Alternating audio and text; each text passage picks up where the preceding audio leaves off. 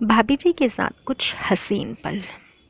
Hello दोस्तों, मेरा नाम सोनू है। मैंने अभी कॉलेज की पढ़ाई ख़त्म की है। मैं अपनी कहानी पहली बार एसआर के स्टोरी लवर पर भेज रहा हूँ, तो ये लाजमी है कि इसमें गलती हुई होगी। प्लीज़ मेरी आपसे दरख्वास्त है कि कहानी में कुछ गलतियाँ हों, नज़रअंदाज कर दीजिए। मेरी उम्र 21 साल है। मैं गुजरात से हूँ। ये कहानी तब घटी थी जब मैं 19 साल का था। मैं पतला हूँ, लेकिन मैं देखने में बहुत अच्छा हूँ और फुर्तीला हूँ। हालांकि मैं दिखने में ज़्यादा गोरा नहीं हूँ, लेकिन बदसूरत भी नहीं हूँ। ये कहानी मेरे भाभी के साथ की है। मेरे भाभी का नाम सानिया है। ये कहानी जब घटी तब मैं उनके घर 1 महीने के लिए रहने गया था। मेरा ये भाई सगा भाई नहीं है। रिश्ते में ये मेरे दूर के रिश्तेदार वाला भाई है। मेरा भाई यानी भाभी का शौहर ट्रक ड्राइवर की जॉब करता है, इसलिए उसका घर आने का कोई समय पक्का नहीं होता है। जब मैं मेरे भाई के घर रहने गया हुआ था, तब मैं पहले सिर्फ मेरे भाई से ही बात करता था, क्योंकि मैं इससे पहले कभी भाभी से मिला नहीं था। थोड़े दिनों में मेरी भाभी से अच्छी बांधने लगी थी। मैंने जब से उन्हें देखा था, तब से मुझे उनसे प्यार के ख्वाब आने लगे थे। मैं मन ही मन सोचता था कि कैसे करके भाभी को बोलूं। धीमे धीमे मेरी भाभी साथ अच्छे बनने लगी थी। मेरा उसके साथ खुलकर हंसी मजाक भी होने लगा था। एक दिन मैं घर के कमरे में बैठा और भाई जॉब पर गया हुआ था। तब भाभी किचन में अपना काम निपटा रही थी। मैंने भाभी से कहा, भाभी आप बहुत ज़्यादा अच्छी हो। उन्होंने कहा, हाँ मुझे पता है, लेकिन तू आज ऐसी बातें क्यों कर रहा है। मैंने कहा, आप मुझे बहुत अच्छी लगती हो।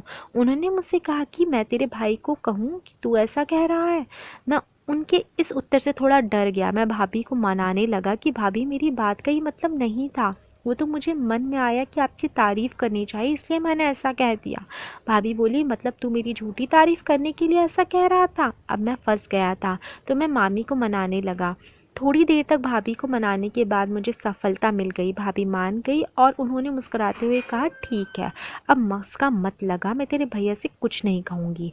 उसके बाद मैं समझ गया कि भाभी मुझको डरा रही थी। दरअसल भाभी का कुछ मन दिखने लगा था, इसलिए मैं भाभी पर लाइन मारने लगा। अब तक भाभी मेरे साथ ज़्यादा खुल गई थी। फिर एक दिन मैंने फिर से हिम्मत करके भाभी को कहा, मैं कुछ बोलना चाहता हूँ।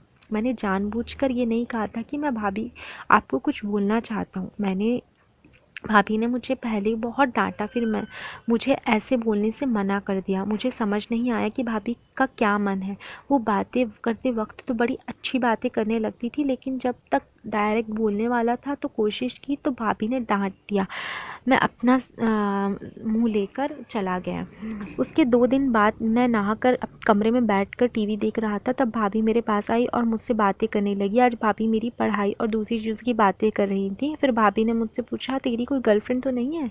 मैंने कहा, नहीं है, मैं अभी सिंगल ही हूँ। भाभी ने चौंक कर कहा, अच्छा तभी अकेला है। हाँ। भाभी, फिर तो तूने एक भी बार किसी के साथ रात नहीं गुजारी होगी।